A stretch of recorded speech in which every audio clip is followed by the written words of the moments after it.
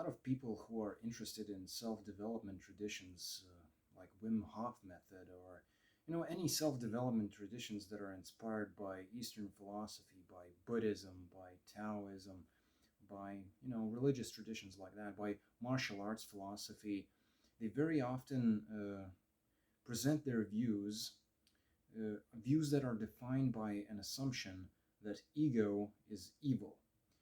And I'm not entirely sure that's true. I'm not sure that's entirely how that works.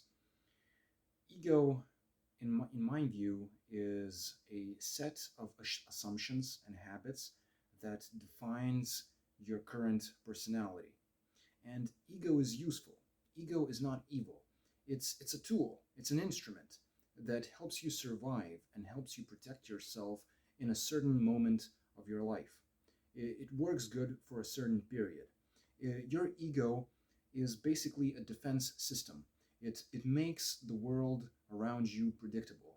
It's because it's a set of assumptions about the world and about yourself that you believe, right?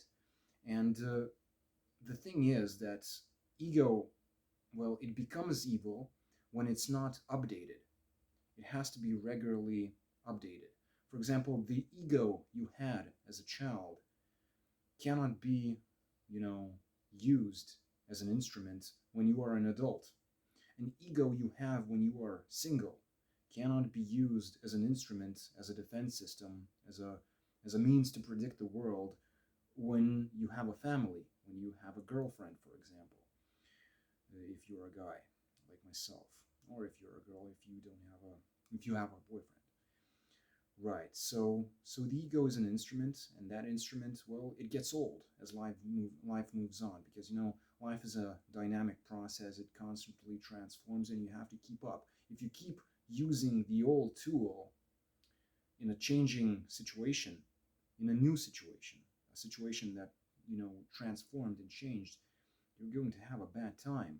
If you're, and this is where the attachment that the Buddhists often talk about comes into play, because you get attached to the old ego that's worked for you in a previous period of your life, and if you have trouble letting that go, you're going to have problems moving on.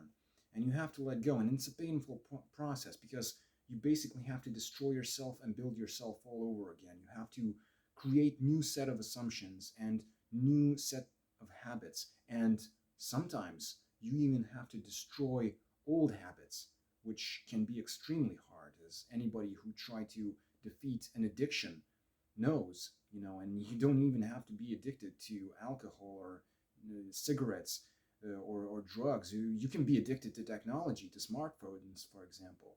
So you have to beat old habits, create new ones, and create a new set of axioms, set of assumptions that defines your entirely new metaphysics, your new worldview. And that can be hard and take time, and it also takes energy, because it forces you to think.